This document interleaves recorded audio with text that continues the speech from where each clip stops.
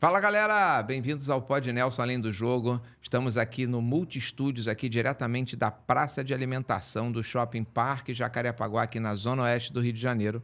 E hoje estamos recebendo aqui Sidney Loureiro, ex-diretor de futebol e atualmente empresário, que a gente inclusive vai saber de que áreas e como ele está atuando atualmente. Prazer, Sidney. Prazer é todo meu. Obrigado pelo convite. Parabéns aqui pelas instalações, pelo estúdio. Está sensacional, muito lindo. E obrigado por estar dando essa oportunidade para a gente estar podendo falar um pouquinho de gestão, um pouquinho de esporte, de futebol, Sim, principalmente, de maneira que a geral, gente gosta muito. Futebol é a nossa praia, né? Mais ou menos isso, A gente não consegue ficar longe, né? Não consegue, né? Até comentou, né? A gente comenta muito isso, né? A gente larga o futebol, mas o futebol não larga da gente, né? Ele já fica entranhado no nosso DNA, né? É verdade, é verdade. Eu que comecei cedo, né? Eu hoje de manhã até estava com o Vicentinho. Vicente Figueiredo foi ponta direita do Flamengo na década de 70. E a gente estava junto hoje de manhã e eu até falei para ele, até me emocionei, que a gente vai ficando velho, a gente vai ficando emotivo, né? Sim, sim. É porque a gente tem história, né, para contar. E aí eu tava lembrando que eu comecei com essa história de futebol. Primeiro que todo mundo quer ser jogador de futebol, né? A gente sonha e conta pra tenta, gente, né? Você tentou ser jogador de futebol? Tentei, como 99%. Qual foi a posição escolhida? Eu era quarto zagueiro. Cara, impressionante, gente. Eu vou falar uma coisa para vocês aqui, até tirando um pouquinho a palavra do Sidney. Eu não vi até hoje, de todas as entrevistas, bate-papo que a gente fez, ninguém era atacante. E a gente está acostumado a falar sempre assim, todo mundo quer ser atacante, fazer o gol. Não, é goleiro, quarto zagueiro.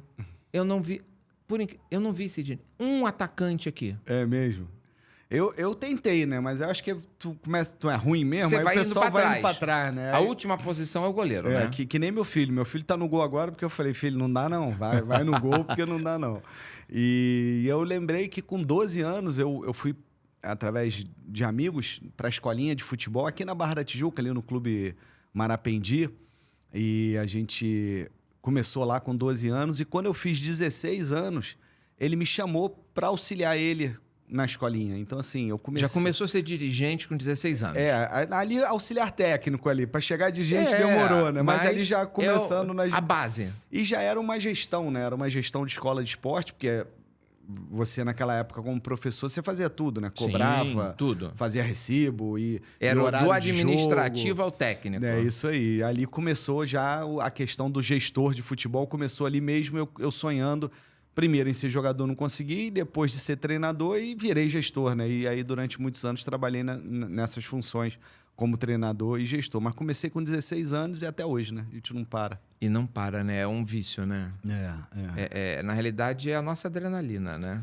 Eu falo que é uma emoção, assim. Eu falo que poucas profissões te dão tanta alegria e tanta tristeza ao mesmo tempo, né? É impressionante, assim. E só quem tá dentro para entender isso.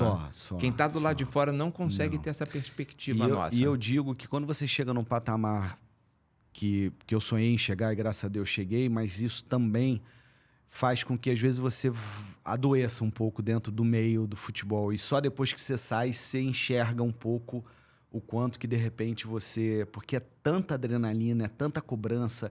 E o dia a dia é tão pesado, às vezes, e tão gostoso, e tão prazeroso ao mesmo tempo. Porque é aquilo que a gente gosta, mas o resultado é a parte prioritária do nosso trabalho. E eu brinco, falo que vira um vício, né? Porque você quer, ao mesmo tempo, você quer ganhar, e não ganha na quarta, você quer ganhar no final de semana, e aí ganha no final de semana, vem aquela sensação. Você relaxa, mas já tem que ficar preocupado de novo. Então e o pico de adrenalina que você tem durante um jogo, durante uma partida, enfim, eu falo que eu não fui jogador, eu fico imaginando os jogadores, né?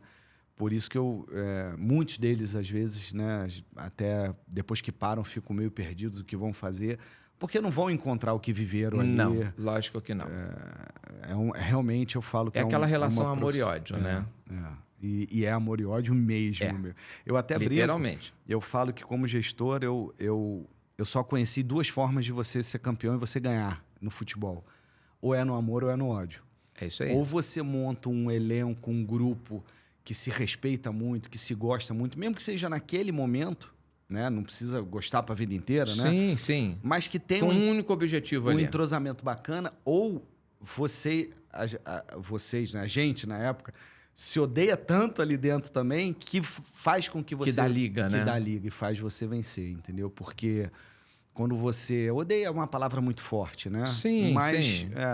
Mas quando Foi você... só para contextualizar o Isso. clima que você precisava ter ali para dar liga, né? E às vezes você tem até que fazer certas cobranças para tirar o pessoal de uma zona de conforto, que é importante você até ser chato, você ser muito exigente. E o caso do Seedorf na época do Botafogo também foi assim. E a gente aprendeu muito com ele por isso, né? Nunca estava bom, né? Não. Nunca estava satisfeito. Então, assim, isso vai fazendo com que você cresça, né? Você vai crescendo. Você vai aprendendo a mitigar né, os riscos, os problemas, né? E mensurar melhor os resultados, né?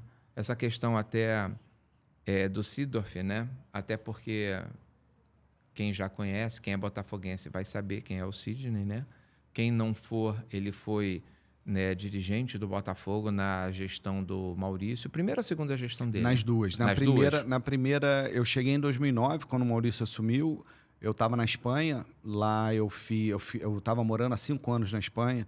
Eu fui para lá numa época que hoje todo mundo fala aí dos cursos da UEFA e tudo mais. Eu fui em 2003 para fazer o curso lá. Né? Eu tinha uma prima que morava na Espanha. E eu fui morar lá na casa dela e fui fazer os cursos lá. Então, graças a Deus, eu consegui fazer pela Federação Madrilenha de Futebol o nível 1, 2 e 3 da Federação Madrilenha, que hoje, né, é o curso da UEFA.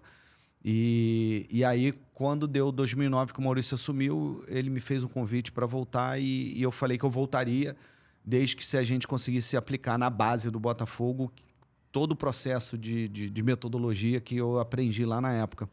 E ele me deu a oportunidade. Para mudar a cultura, né? E aí a gente conseguiu fazer um bom trabalho durante 4 anos na base do Botafogo, onde a gente conseguiu revelar Vitinho, Dória, GG, Sassá, Gilberto, Gabrielzinho, Andrei, Igor Rabelo, que hoje está... Enfim, aí vou até esquecer alguns nomes aqui. E depois eu fui para o profissional e fiquei 1 ano e meio no profissional. E aí que começou o amor e ódio, né? Sim. Na base já tem, né? Já tem, né? Eu falo que na base é um amorzinho e um ódiozinho, né? Não é tão intenso. Não é tão intenso, assim, né? Mas no profissional... Não são tão extremos, né? No profissional é muito forte isso, assim, de você chegar... E hoje muita gente vive isso dentro do futebol e o pessoal vê... De você chegar no aeroporto e tá uma festa e a torcida te esperando e que maravilha. E você chegar no aeroporto e ter briga, confusão e discussão. Cobrança, xingamento, tudo, né? Muito disso. Então, eu vivi os dois lados intensamente. E assim, foi numa época, até falando de Botafogo um pouquinho,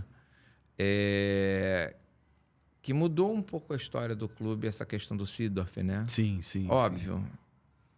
Tem histórias e histórias, tem mudar positivo e negativo. Sim. Que a gente sabe que teve, né? Mas mudou. É fato. Sim. Isso a gente tem que... O antes e o depois do Seedorf, as relações do Botafogo mudaram, né? Futebol, marketing, tudo. Fez uma cisão, né? Deixou o passado lá. Não caminhou do jeito que a gente queria para o futuro. Sim. Mas houve essa cisão. Né? E como é que foi isso, tanto de dentro? Eu estava nessa época como torcedor ainda, né? Como é que foi de dentro olhar essa mudança aí de rumo do clube? Eu digo que foi uma mudança muito forte, inclusive na época... O Seedorf chega no meio de 2022, né? Eu ainda estava na base e logo depois... Eu fui pro profissional em 2022 fazer auxiliar um pouco o Anderson lá e não deu muito certo e eu voltei para a base e depois eu assumo em 2013, né? 2013, Então, assim, eu acompanhei muito essa chegada do Seedorf e eu posso te afirmar que muita gente no clube não queria trazer o Seedorf. Não por questões financeiras e tudo mais, mas as pessoas olhavam para o Seedorf e achava que o Botafogo não era capaz de trazer um grande nome do futebol internacional como o Seedorf. Eu sempre fui contra, eu sempre fui a favor da vinda dele, apesar de não conhecê-lo, mas a favor no sentido da grandiosidade e isso que você falou, um antes de Seedorf e depois do Seedorf. E realmente foi. Não só para o marketing, não só para a torcida, eu acho que naquela época, mas inclusive para as pessoas que lá trabalhavam, como eu, conviver com ele e aprender e crescer profissionalmente, como muita gente lá dentro cresceu por causa da cultura que ele trouxe Porque lá o de fora. cenário nacional não era propício, né, para você ter atletas internacionais. É, né? a gente até viveu Hoje um é momento... mais fácil, né? Qualquer clube hoje tem um atleta estrangeiro. Sim, a receita aumentou muito de lá para cá dos clubes, né? Mas na época, isso foi viável porque a gente tinha uma economia no Brasil um pouco melhor do que a gente está hoje. Você tinha um euro aí a 2 e pouco, 3, você tinha um dólar a 2 e alguma coisa. Então, a paridade facilitou. Isso, e foi até uma época onde você até teve muitos atletas voltando. Acho que o Fred voltou nessa época para o Fluminense, se eu não me engano. Até o Deco veio também para o Fluminense. O Ronaldinho, o Gaúcho, a gente joga contra o Ronaldinho no Botafogo e Atlético, Copa do Brasil.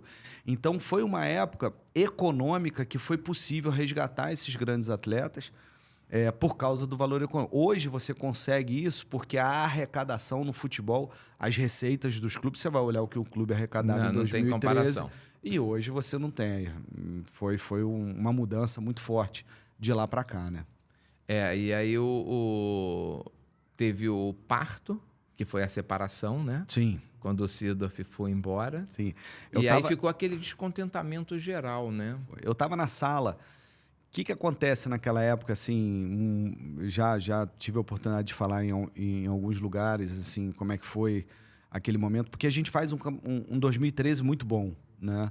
A gente é campeão carioca, e aí vem aquela minha briga com a imprensa, porque a gente ganha a Taça Guanabara e a gente ganha a Taça Rio com 100% de aproveitamento. Nós ganhamos todos os jogos da Taça Rio.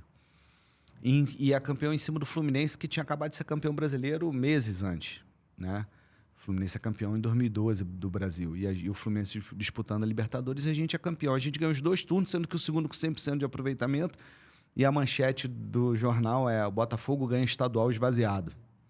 Né? E eu brinco que isso vem desde a época, há muito tempo, né? A gente fala da imprensa que é flamenguista, rubro-negra e tudo mais. E aí vai ter um monte de gente aí xingando, falando um monte de coisa.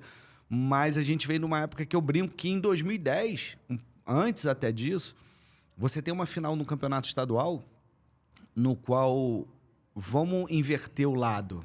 Vamos imaginar voltar no passado e imaginar que o Bruno, que era o melhor goleiro do Brasil na época, pega um pênalti do Louco Abreu, como o Jefferson pegou do Adriano Imperador, nada mais, nada menos que o Adriano, e que o Adriano cava um pênalti em cima do Jefferson.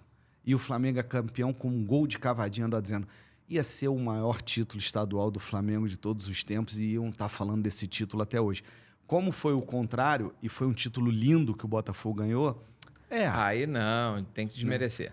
E aí eu brigo muito com isso. Então a gente faz um 2013 maravilhoso, a gente classifica para a Libertadores num brasileiro em que a gente ficou de 38 rodadas, 32 ou 34 na zona da Libertadores, numa época que só 4 iam para a Libertadores, sendo que só 3. E o quarto só ia para pré se o campeão da Sul-Americana não fosse um brasileiro. Sim.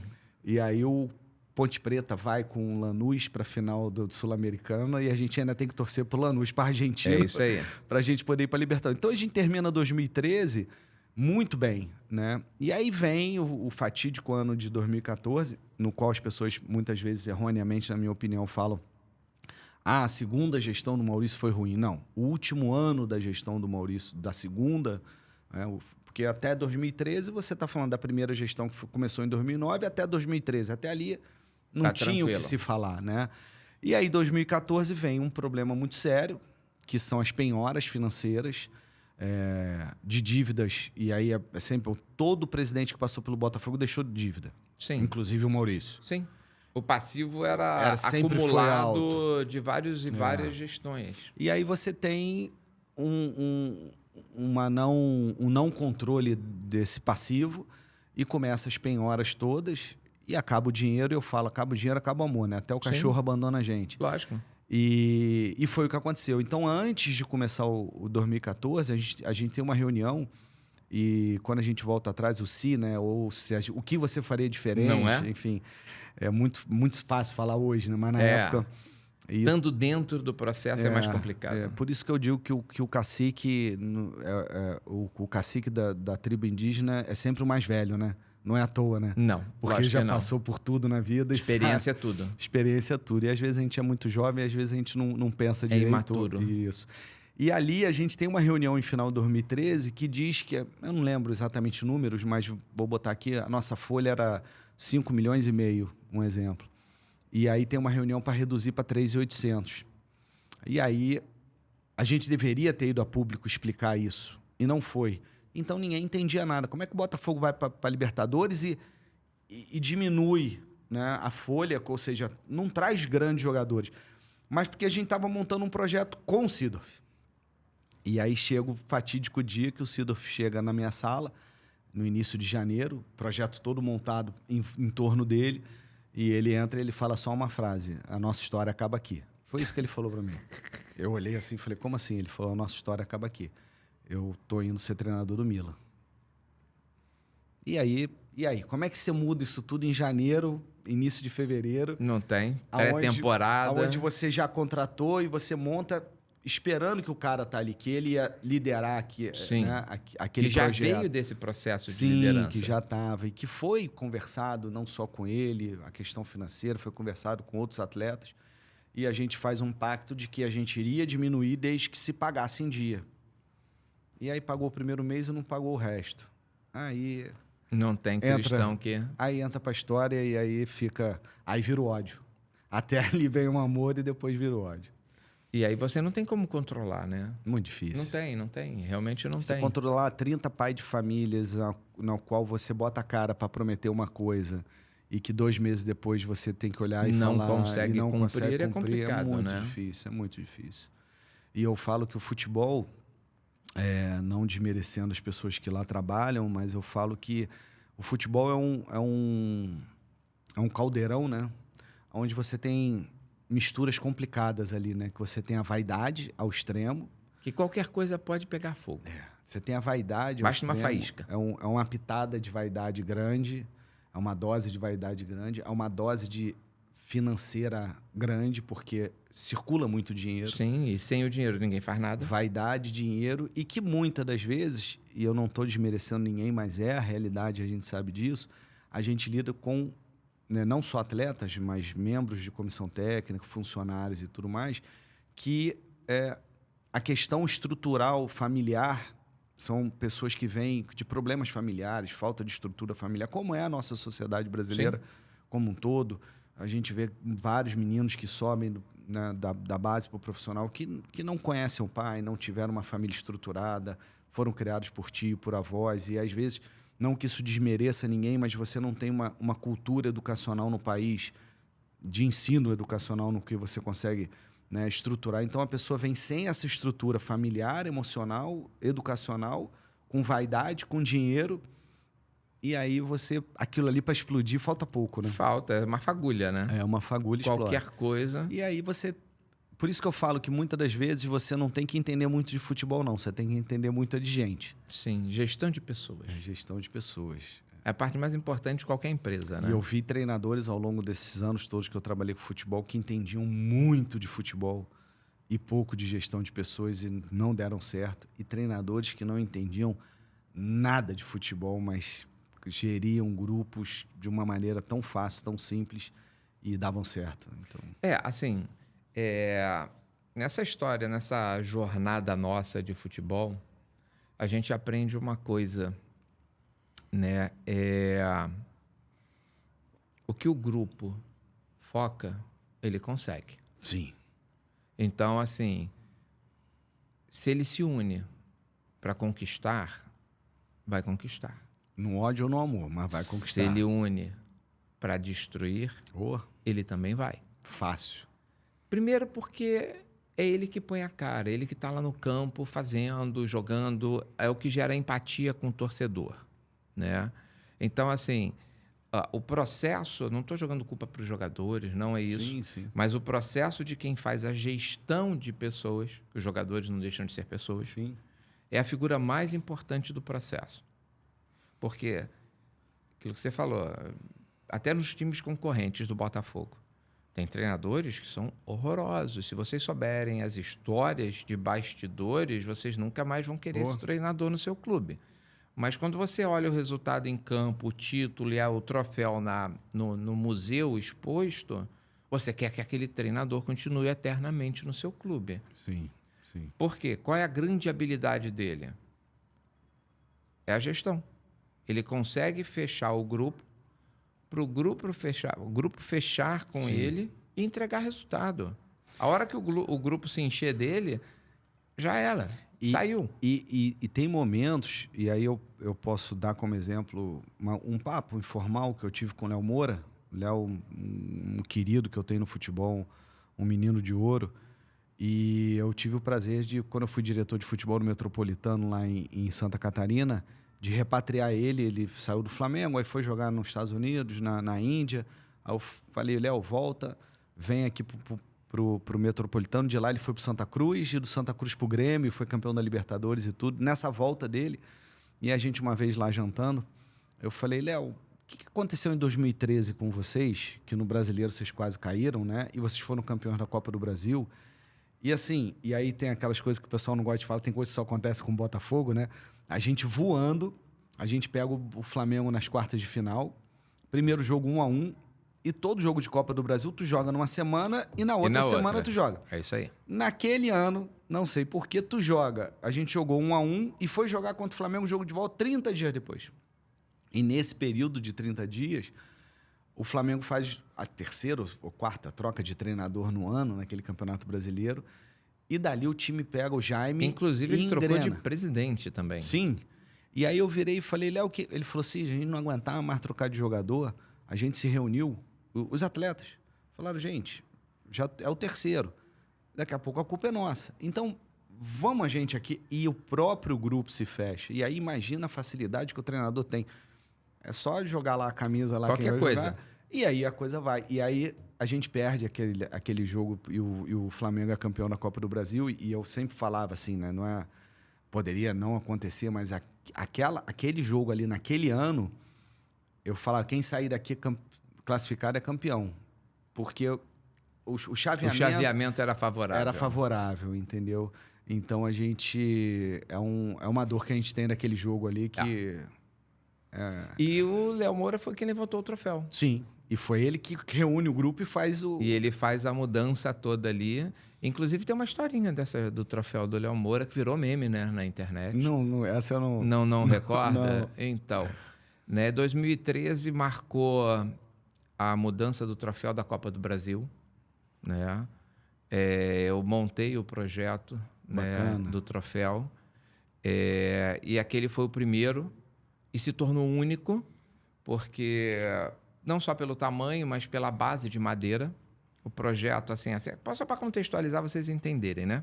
Então, assim, todos os troféus das competições, né, nacionais que a CBF tinha, todos os projetos foram meus, né? E esse específico, que foi o primeiro da Copa do Brasil, a gente tinha um conceito de fazer ele como... Assim, como é que eu vou explicar para vocês? Simbolizando o Brasil no formato dele. Entendi. O anel que unia todos os estados, então Bacana. tinha a bandeira de todos os estados. E a base seria de pau-brasil, de madeira de reflorestamento e tal, que seria o símbolo que nós temos, né, do Brasil como árvore símbolo do Brasil. Então, assim, a gente teria um valor agregado naquele troféu. Um conceito na construção da ideia daquele troféu. Isso que bacana, aí. Não sabia, não. E aí, quando foi feito o produto, né, final, acabou que do conceitual para a execução ele ficou um pouco grande, né? E esse um pouquinho grande não é que ficou ruim. Você tem troféus gigantescos nos campeonatos sendo distribuídos. Só que ficou ruim pelo seguinte: quando ele foi... Eu estava no campo, inclusive, nesse jogo, que foi Flamengo e Atlético Paranaense, final da Copa do Brasil de 2014. Inclusive, o presidente do Flamengo, né, tinha acabado de assumir, que ele veio com a proposta de arrumar a casa, tanto que foi o único título que ele teve. Ele herdou o título, porque ele já assumiu já ganhando o título, né? E depois, na década seguinte, o Flamengo começou a ser dominante, porque a casa foi arrumada. Foi organizado. Né? Alguém precisava pagar o pato, né? E aí, o que acontece? Chega na hora da premiação, levam um troféu para o diretor de competições da CBF, meu amigo Manuel Flores, que hoje, inclusive... Está na Arábia, né? Na Arábia, né? Responsável lá pela federação, lá da parte de competições. Desenvolvimento de futebol lá na Arábia. Exatamente. Ele foi o crescimento que está tendo também. Ele foi primeiro pelo governo para fazer a questão do Mundial e depois ele foi para a federação local, né? E aí ele foi levar o troféu. E quem era o capitão do Flamengo? Léo Moura. Qual o tamanho do Léo Moura? 3 metros de altura, jogador de basquete, né? Não se mede o futebol pelo tamanho, mas ele era pequeno. Sim. E aí o Manuel Flores pega o troféu, a televisão, né, filmando, e ele fala, é pesado, eu não posso falar o resto, né? A televisão pega aquilo, o Léo Moura pega, levanta, beleza, mas aquilo virou um meme. Entendi. E percorreu as redes sociais. É muito pesado mesmo. Que era pesado. No ano seguinte, a gente reformulou, a gente diminuiu, né, o troféu. Depois, a pedido do presidente, a gente mudou a base, passou a ser todo de metal, não ter aquele conceito da base de madeira, né? E aí, enfim, aí todos os outros produtos foram saindo. Mas, assim, ficou muito marcado. Para mim, principalmente, sim, essa claro. história. Você falou de Léo Moura, 2013. Sim. Não tinha como tirar isso da minha cabeça. Que foi acabou virando esse meme todo, né, das redes sociais, que foi quando o diretor nosso foi entregar o troféu para o Léo Moura e avisou, pô, se prepara porque você é pequenininho, o troféu é pesado. Faz força aí. Faz força. Mas é importante, né? Porque ele representou o peso da competição, sim, né? A gente tem sempre... Bacana, o pessoal de marketing tem sempre essas tem que ter sacadas, as ideias, né? Então, assim, a competição foi uma competição dura, pesada, árdua. Então, nada mais do que um troféu pesado para representar aquele título e aquela conquista, já que, inclusive, no Brasileiro ele não teve sucesso. Sim. Né? Então, assim, marcou o ano do Flamengo, aquela conquista, né? Então, assim, gente, foi só uma partezinha para vocês entenderem.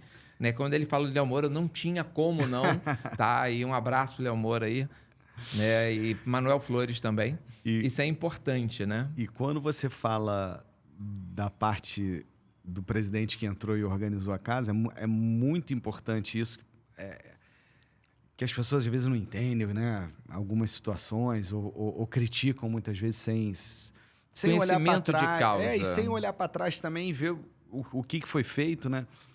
Eu falo que o que o Flamengo fez, todos os clubes do Brasil poderiam ter feito, inclusive o Botafogo. Sim. E por que não veio fazer agora, hein? E por que não foi feito isso lá atrás? E aí eu falo, é o tal da vaidade de quem está assumindo e quem é o presidente, ou quem é o diretor de futebol. Ele quer entregar títulos, resultados e ficar marcado para a história. Ele não está preocupado com a continuidade na gestão, depois. Não está. Então, o que aconteceu nesse período aí, 2012, 2013? Você tem um fim do Clube dos 13, né? Sim. No qual rompe-se o contrato e que passa a ser o modelo que é até hoje, cada um negocia por si só aquilo. E quando isso acontece... e o Botafogo foi um dos pioneiros em relação a essa quebra do contrato e a fundamentação, que a gente participou disso também, que foi o seguinte, tudo bem, tem a maior torcida, e eu falo muito isso, ter a maior torcida não quer dizer que você é a que mais consome. Não, minha justamente mãe, o contrário. Se você perguntasse para minha mãe qual era o time dela, ela falaria... E se você perguntasse para ela, você já comprou um chaveiro do teu time? Não. Não. Uma camisa? Não. Você assiste jogo? Não. Se ela estivesse viva hoje e falasse, você assina o pay-per-view? Não. Então você não é... Você torce, mas você não contribui em nada. Você não é fã. Isso. Você não é consumidor você do esporte. Isso aí. Não gera receita para fomentar o desenvolvimento da modalidade. Exatamente. Então, quando você pega o gerador de receita, e aí eu pego o seguinte, pay-per-view, beleza. Quem mais colocar ali qual é o time, mais dinheiro tem que ganhar, porque você está colocando aquilo ali, não tem problema nenhum. Agora, você chega no sábado e no domingo, você vai transmitir o jogo, bate lá, Vasco e São Paulo. Vou chutar aqui, 42 de audiência. Botafogo e Corinthians, 41,5 ou 43, dependendo se o primeiro ou o segundo tempo. Aí você pega Flamengo, 44. Ou seja, não dá 90. A paridade é muito próxima. Então, quando você mostra isso, você não tem o porquê da audiência da televisão, você ter uma diferença tão grande Porque, na verdade, e aí entra uma outra questão. A defesa não é a transmissão, a defesa é o conteúdo semanal. Por que que eu, como gestor, eu sou contra hoje, no dia de hoje? Quer dizer, agora está mudando. Mas na época que o produto saísse da maior rede de televisão que a gente tem hoje no país. Porque não é só a transmissão, é contar a história toda durante a semana. É importante você ter o Não é só a Jornal da partida. Tarde, o replay dos gols, um quadro importante e você ter uma TV a cabo ligada àquilo que você faz. Não é só a partida. É quanto tempo de exposição você tem durante a semana inteira e não só durante o jogo. Hoje você tem a internet que vai consumir isso, que vai mudar isso, porque hoje meu filho, todo mundo está na internet, ninguém está mais na televisão. Sim. Nós estamos aqui hoje. O consumo da semana é na internet Isso. e a partida, às vezes, você pode ser na televisão. Então isso está mudando, mas naquela época não. Então, quando tem essa quebra, os clubes saem de um patamar X para 2X todos. Não, se o Botafogo ganhava 40 milhões, que eu lembro na época, passou a ganhar 80. Se o Flamengo ganhava 80, passou a ganhar 160. O Corinthians também. E o que o Flamengo faz diferente de todos os outros? O Corinthians sai de 80 para 160 e traz o Ronaldo Fenômeno. O Botafogo sai de 40 para 80 e traz o Seedorf. O Flamengo sai de 80 para 180 e não traz ninguém. E pega esse dinheiro e vai pagar as dívidas, e pega esse dinheiro e vai investir no centro de treinamento, e pega esse dinheiro e o homem lá tomando pancada. Só que hoje... Olha o resultado que deu. Olha a dívida do Corinthians, com o problema que está vivendo. Estou dando exemplos aqui, tá, gente? Sim, mas todos os clubes fizeram isso. Todos. Tiveram um aumento de receita enorme. E gastaram. E não sanearam. O único que saneou as dívidas foi o Flamengo. Essa é a grande verdade. E aí o pessoal fala, o Flamengo agora está nadando de braçada. Mas lógico, lá atrás ele... A torcida bateu muito nele. Muito. Né? E hoje ele é um dos pré-candidatos, né, para suceder o Landim, né? Se vai ganhar ou não, são outros 500. Mas é pré-candidato. E é deputado, né? Federal e tal. Sim. Então, assim... Final do ano a gente vai saber essa história. Vai saber o que vai acontecer. Os próximos capítulos dessa novela que vai acontecer. Mas, assim, isso é uma parte que é importante. Alguém tem que se sacrificar. Sim. E quem não pode se sacrificar é o clube. Então, quem acaba se sacrificando é uma pessoa. Sim. É a figura do presidente, né? Aí, assim, puxando agora para o presente, até a gente comentou um pouquinho sobre isso, né? E aí eu vejo o meu Botafogo, hoje, teve o problema ano passado, enfim. Técnico.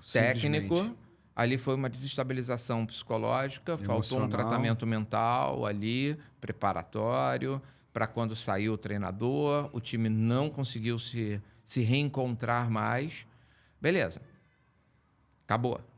Só que você tem, antes disso, você entra o clube no modelo de SAF. Se o Botafogo não entra, ele falia. Ele deixaria de existir. A realidade é essa. Sim. Ok? Era uma mudança inevitável e irreversível. Para alguns outros clubes também. Estão indo para esse caminho. E tem clube que virou SAF que, se bobear, também vai quebrar. Vai quebrar.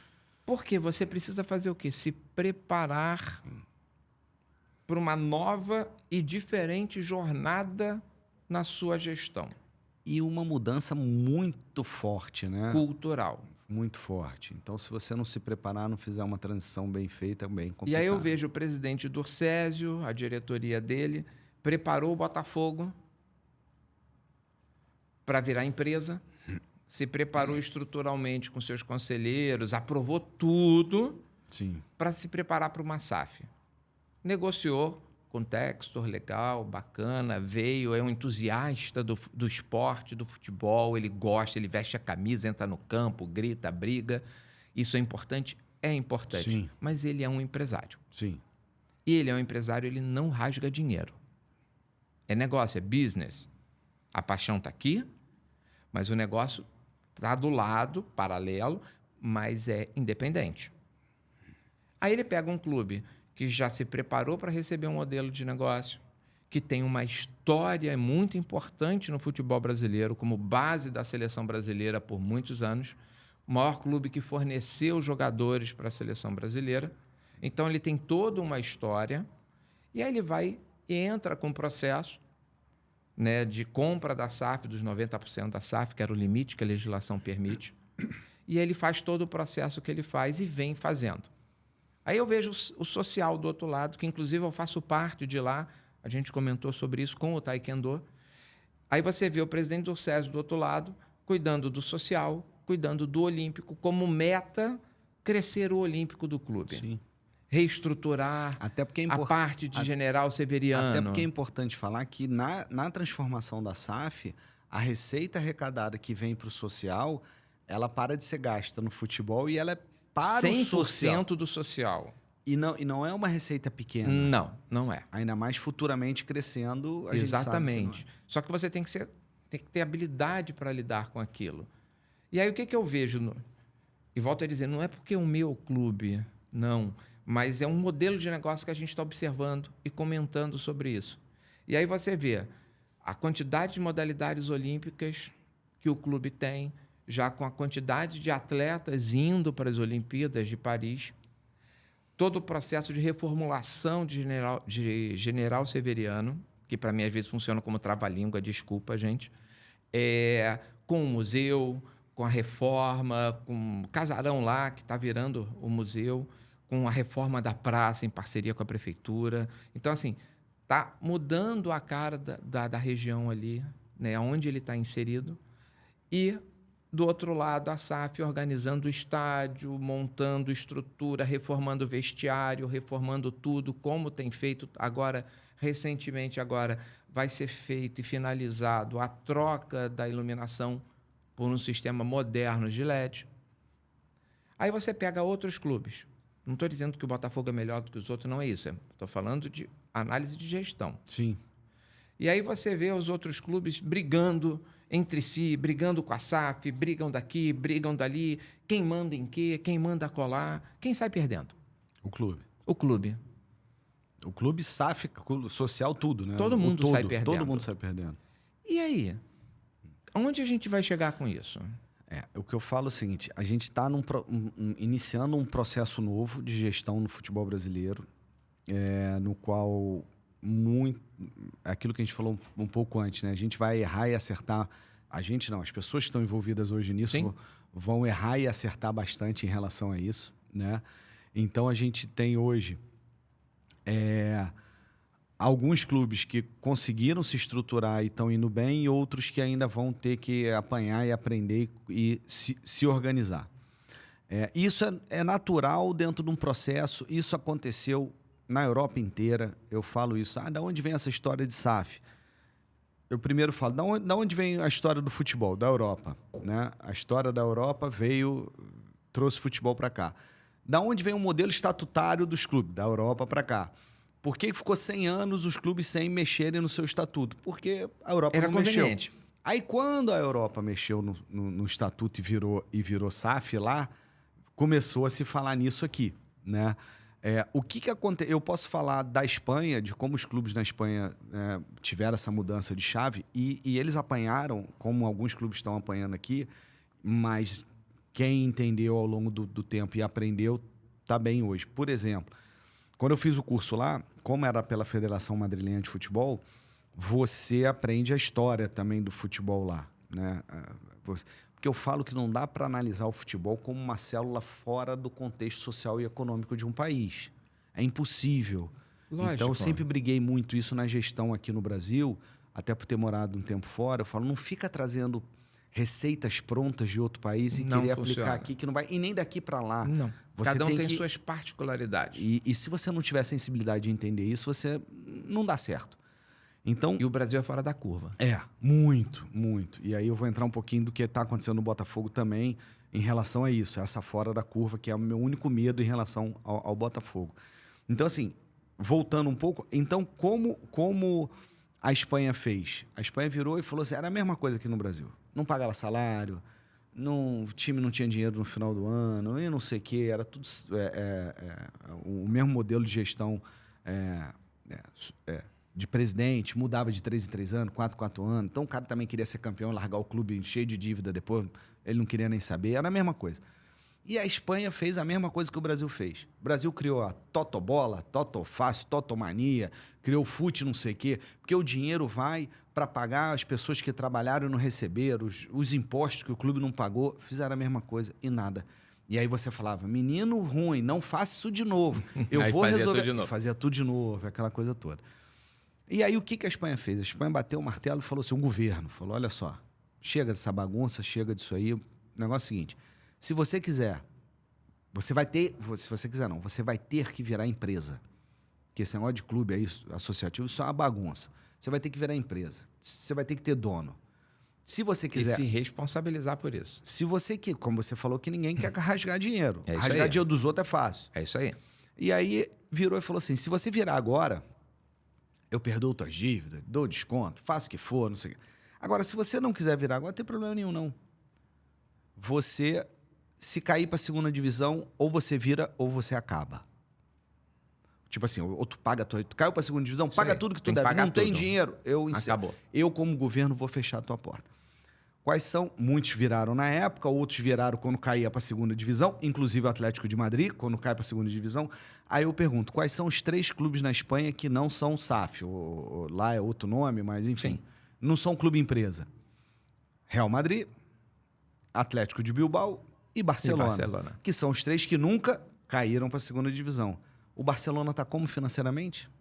Trilhardário. Não, o Barcelona está com problema financeiro. O Real Madrid, porque o Florentino pegou... ele botou dinheiro. Ele fez o que o Bandeira fez, ele estruturou o clube. Mas o Barcelona está com problema financeiro.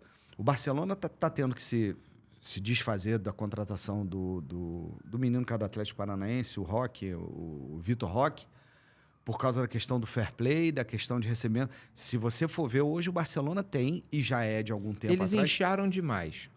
Chegou uma hora porque que o dinheiro a conta não fecha. O dinheiro não tem dono.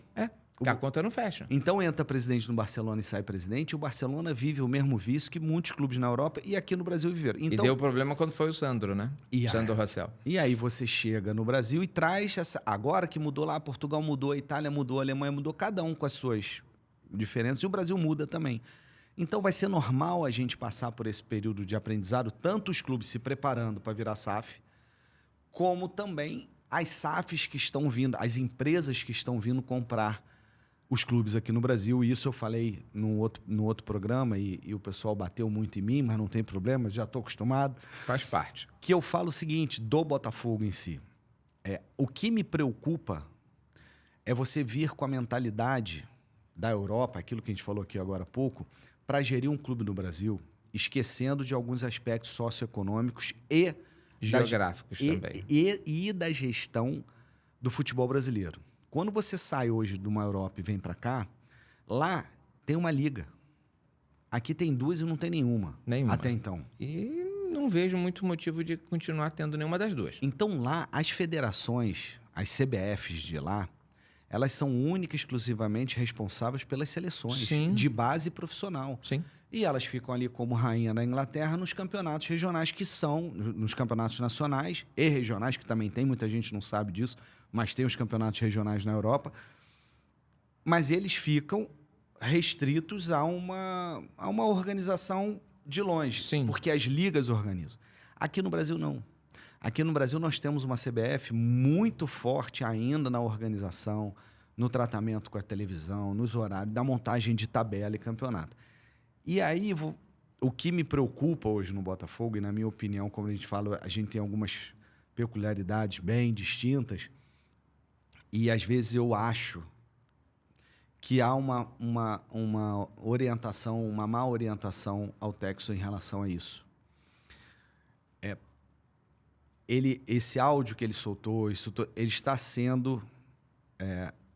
estão colocando informações na mão dele que existe hoje um grupo que quer desestabilizar a CBF. E eu acho que ele está fazendo isso por amor ao Botafogo, mas sem se ligar... Na mensagem subliminar. ou de quem está alimentando ele com essas informações. E isso só quem é daqui entende. Ou é daqui pode explicar isso para ele. E tem essa situação toda. Já vi que isso aqui vai dar um corte. O Wilton daqui a pouco vai brigando. gostar. Ele vai brigar comigo. Ele vai falar, porra, tu tem que ficar falando essas coisas tudo. Mas hoje eu vejo isso nitidamente, até por a gente estar dentro do futebol e conhecer as pessoas e tudo. Então eu acho que ele está hoje... Porque fica aquela coisa, eu tenho prova, não tenho prova, eu vou mostrar, não vou mostrar, eu tenho, não tenho. Eu acho que ele está confiando, ou ele tem realmente. E eu falo, se esse cara... O relatório de 130 páginas. Ele é um gênio ele entregou. E tudo mais. Então, assim, aí ele vai lá, aí vamos ver os políticos que ele procurou para apoiar e vai ver como esses políticos lidam com a CBF. Sim. Assim, é só tu ligar alguns pontos que tu vai ver o jogo político buraco é mais que tem embaixo. por trás disso. Coisa que lá, na Europa, isso diminuiu bastante. Por quê? Porque você tem uma liga profissional que cuida do bem-estar do campeonato, que sabe que aquilo é um produto, que sabe que uma declaração de um presidente de um clube como o Botafogo falar isso de um campeonato é ruim para o campeonato. É ruim para o produto, gera uma insegurança nos patrocinadores, nas empresas que estão transmitindo. Lógico, isso não é saudável. Toda a cadeia. Ele tem que defender o clube dele. Se tem alguma coisa errada, ele tem que bater na mesa e defender. Mas é ruim para o clube. E aquilo que a gente falou também agora há pouco, é ruim para o clube, até quando mudava os presidentes, você fica falando mal da gestão anterior. Sim, com certeza. Porque você está denigrindo a imagem do clube. O teu patrimônio. Porque ele foi eleito, né? Não adianta. Ele não caiu de paraquedas ali simplesmente. Não, ele foi eleito. Então, assim, ele é a imagem e a representatividade do clube naquele período. Então você tem muito dessa questão da SAF vindo para o Brasil, e eu falo isso, e às vezes é difícil, às vezes o pessoal faz um corte, tudo não dá num corte para tu explicar isso tudo que a gente está conversando aqui em uma hora. Dessa questão de você explicar isso, é ótimo a SAF vir, o Grupo City está vindo maravilhoso, está lá no Bahia, vão fazer um trabalho maravilhoso lá, sensacional, só que aqui no Brasil não temos uma liga. A CBF ainda tem uma ingerência muito forte nos campeonatos, nos clubes. Existem poucos clubes que são SAF. Então, existe ainda um jogo político dos presidentes dos clubes atuais que não são SAF, junto com as federações locais, junto com a CBF, e que as pessoas têm que entender isso para investir. E entender que está investindo hoje, mas para ficar igualzinho que está lá fora, vai demorar ainda aí uns 10 anos, pelo menos, para a gente organizar isso. E até essa questão que você falou de jogo, até saiu uma notícia aqui, né? Obviamente, quando a gente for colocar esse bate-papo no ar, essa notícia já saiu há algum tempinho, não muito, mas já saiu. Mas a gente vai, de repente, trocar uma ideia, porque eu acho que casa no contexto do que a gente está falando, né? O Campeonato Brasileiro está paralisado por 2 rodadas. Por conta das questões que envolvem o Rio Grande do Sul. Né? E aí, assim, segundo a internet, eu não peguei ainda documento, ofício para poder analisar isso, né? Dos 20 clubes, 15 solicitaram, né? Assim, no arbitral que teve na sede da CBF, que os clubes foram e decidiram parar por 2 semanas. Cada um tem sua opinião. A gente tem que priorizar realmente a questão do povo gaúcho. Sim. Tá? Só que a gente está falando de... A CBF organiza cerca de 4.000 jogos por ano. Sim. Né? A gente está falando de um Brasil inteiro envolvido, né, numa modalidade esportiva. 2 semanas, 4 rodadas. Influencia tecnicamente o resgate ou a recuperação de times da região gaúcha? Não. Não. Eu tenho uma... Desculpa. Eu não vejo que vai influenciar. O resgate vai continuar sendo feito. Sim. O socorro e o auxílio vai continuar existindo, que é louvável, tudo que tem sido feito, tá? Principalmente aquilo que a gente fala, né, pela sociedade civil organizada, né? Mas o esporte, como maneira geral, ele controla, ele equaliza, ele normatiza e normaliza, caramba, muito nome, é isso mesmo, a vida das pessoas. E o que essas pessoas vão fazer durante 4 rodadas? Eu vou mais além. Eu sou contra totalmente parar o Campeonato Brasileiro. Vamos lá. Você, em detrimento... O problema é técnico. Sim. Técnico. Então vamos resolver... Verdade, político. Sim. Mas vamos falar... Mas vamos falar do técnico. Vamos deixar a política de lado, vamos falar. Qual é o problema técnico? Está baseado em que essa paralisação? Está baseado que os clubes do Sul serão prejudicados ao longo do Campeonato Brasileiro. E eles estão certos. Sim. E é verdade, com tudo que aconteceu. E que, com isso, eles tendem a ter uma diferença técnica por motivos extraordinários. Então, o problema é técnico. Se o problema é técnico, junta o arbitral. Em vez de falar em parar, vamos fazer o seguinte. Isso já aconteceu outros anos. Esse ano não cai ninguém. Para tudo, esse ano não cai ninguém. Sobe os 4, ano que vem cai em 6. Resolve o problema técnico. Você paralisar o Campeonato Brasileiro, você está paralisando uma cadeia comercial e econômica nacionalmente. E prejudicando os outros E clubes. não vai ajudar em nada o povo do Sul você parar o campeonato. Muito pelo contrário.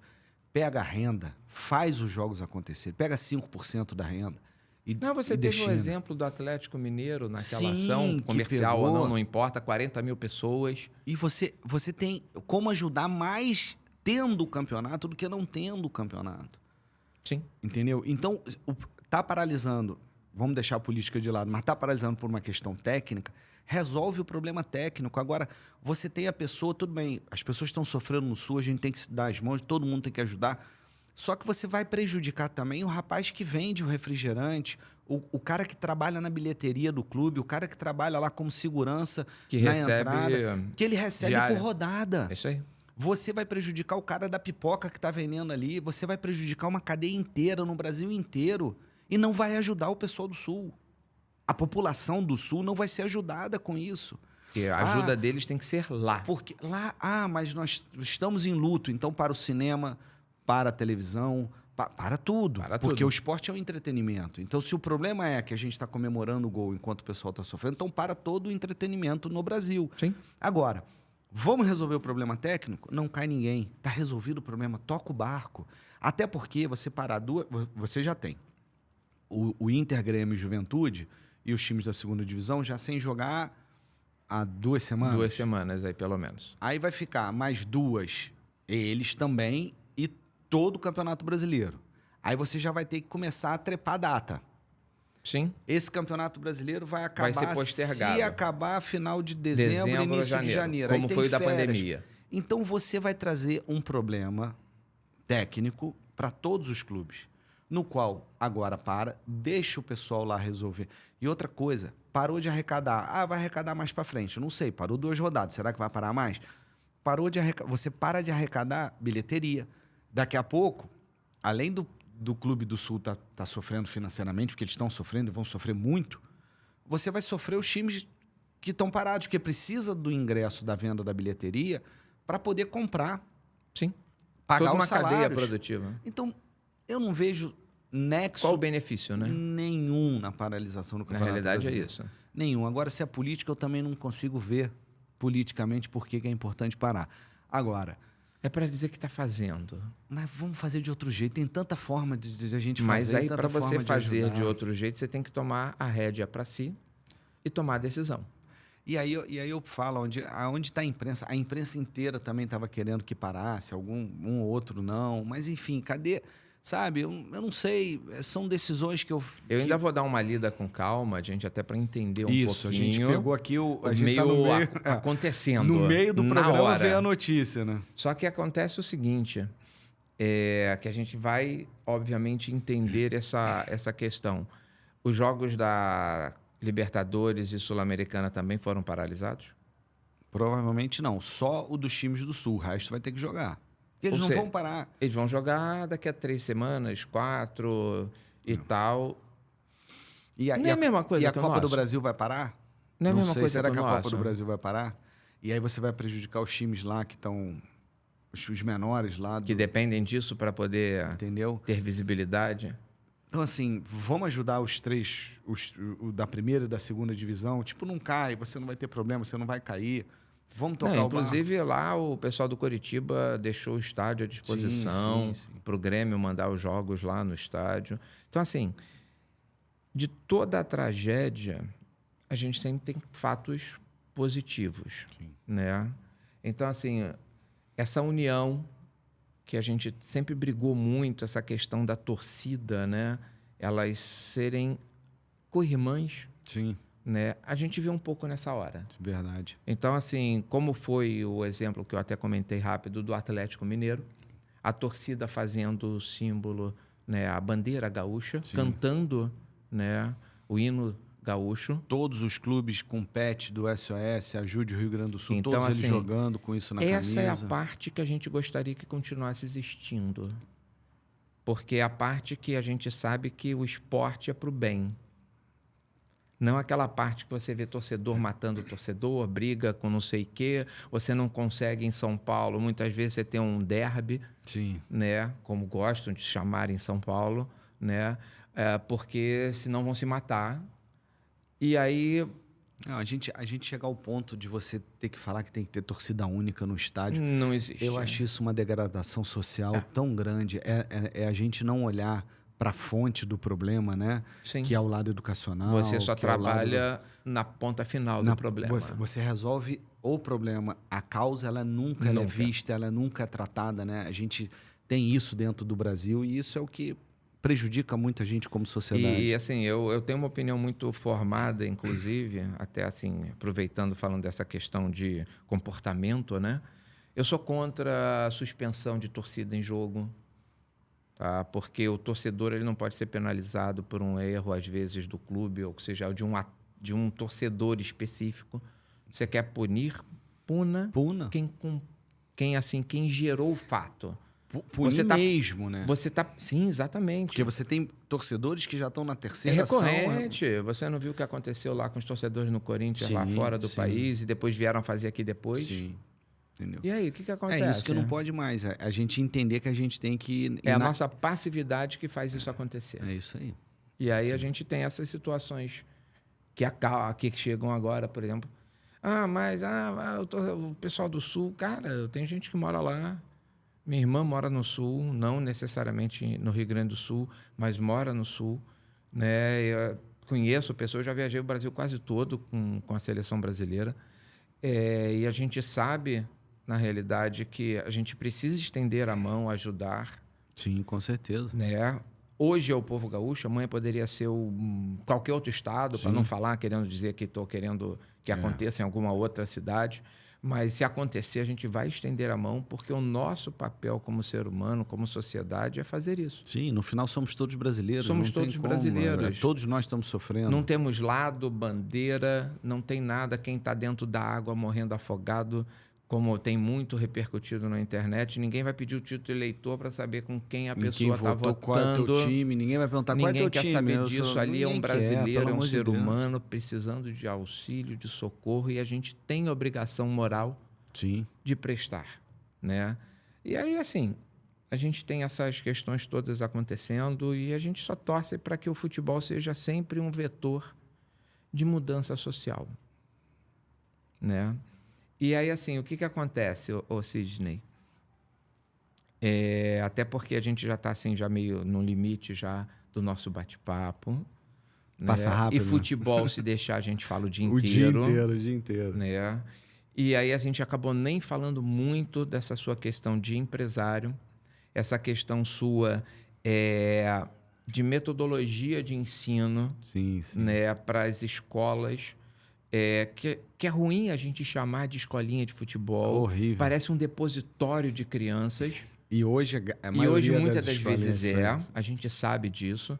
Mas, na realidade, eu gosto de tratar como centro de desenvolvimento profissional e esportivo. Né? Que, por acaso, é de futebol, poderia ser de qualquer outra modalidade. Né? Onde a gente vai formar cidadãos através do esporte. Né?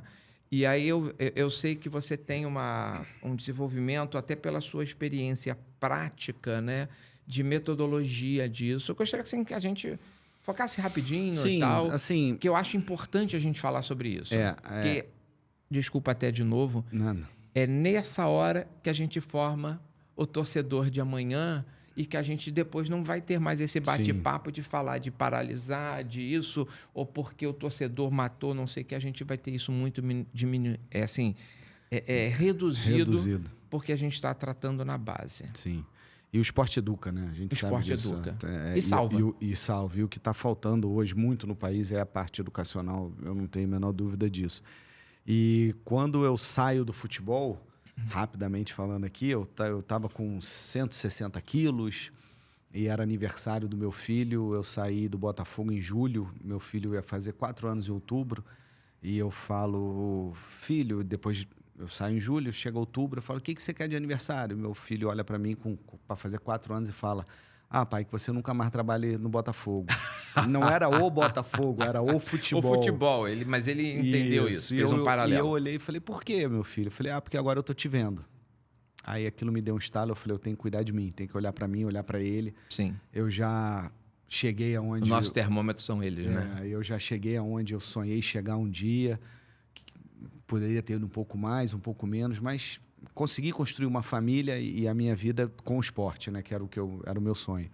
E aí eu comecei eu continuei trabalhando com esporte, não dá para tu mudar a tua vida da noite pro dia, mas tá no nosso DNA, né? Mas já buscando um caminho para isso. E dentro desse caminho, hoje, depois desses anos todos, quase 10 anos trabalhando para mudar essa história na minha vida, e hoje, graças a Deus, eu consegui mudar. Hoje eu tenho uma empresa, a Licença Esporte, que é uma empresa na qual a gente quer transformar o ensino esportivo no Brasil. Não é do futebol, é o ensino esportivo no Brasil. A gente tem como objetivo ser a maior empresa de ensino esportivo do Brasil, através do conceito de escola de esporte e não de escolinha.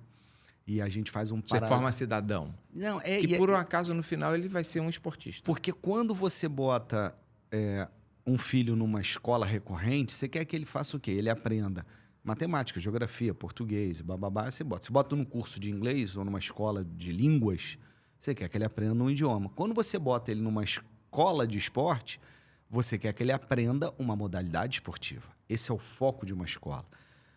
Educação, saúde, socialização, respeito às regras e tudo isso é o conjunto que vem junto com o aprendizado da modalidade esportiva. Então, eu me especializei ao longo desses anos todos em aplicabilidade da metodologia de treino. O que é isso? Como é que eu pego uma metodologia, uma teoria de um livro? Aprenda a jogar bola de gude. Uhum. Bota o dedo assim, faz... beleza, tá tudo escrito ali. Como é que eu pego aquilo e boto num processo pedagógico de ensino progressivo para cada idade, para cada momento e tudo mais, como a gente aprende português. A, B, C, babebi, bobu, a palavra, a frase, o verbo, e tudo. Um dia você sabe falar, escrever, ler, porque você foi alfabetizado. Mas ninguém começa com um pretérito imperfeito de não. Não é e isso? nem termina, às vezes, com isso. Mas deixa quieto. E nem lembra disso ou nem consegue chegar lá. Não, né? não, exatamente. Então, é exatamente isso que a gente quer trazer para o esporte. A gente quer fazer com que o pai também entenda que ele não vai mais depositar o filho lá num tempo...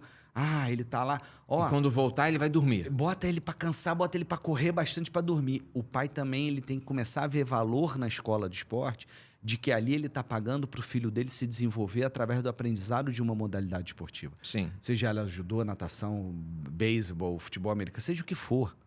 Eu brinco, falo, se amanhã cuspe a distância virar esporte... Também vamos trabalhar. Cuspe, vamos trabalhar nesse sentido.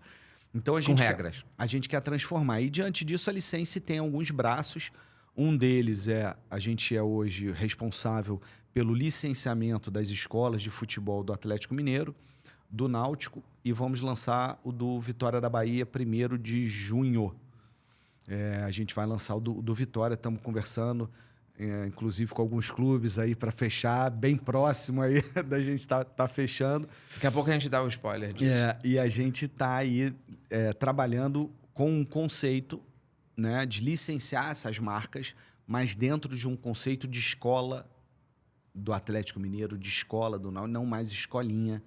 onde para você ser um licenciado, para você querer ter uma marca dessa, você tem que fazer o curso de formação, você tem que aprender a saber ser um empreendedor. Não é mais como eu fui com 16 anos de idade. E aprender a chutar bola e acabou. Eu com 16 anos, pegava o meu saco de bola e colete, eu era dono de uma escolinha de esporte, o que a gente não pode mais ver com essa forma. Não, tem que ser profissional. Tem que ser. E o professor dar uma aula em cima da metodologia do clube, entregar aquilo. E a gente faz uma analogia com... Você quer ter uma rede de hamburgueria famosa? Você chega ali e você não pode chegar lá e fazer, não, eu não gosto disso no hambúrguer, eu não gosto desse pão, eu vou fazer do meu jeito. Se o professor quer fazer do jeito dele, monte a sua escola de esporte. Ali tem uma... Tem uma regra, uma metodologia. Então, a gente quer... Óbvio que o professor é importante no processo de ensino, mas ele tem que entender que ele tem que seguir uma metodologia. Uma cartilha, né? Como um professor chega numa escola e tem um livro de português, ele não pode pegar aquilo, jogar no lixo e lá tá E vou fazer do jeito que eu quero. Não existe mais isso. Então, a gente está transformando através da licença. E esse é o legado que eu quero deixar para o esporte brasileiro, se eu conseguir, dentro da minha empresa, a gente poder transformar isso. Que bom, parabéns.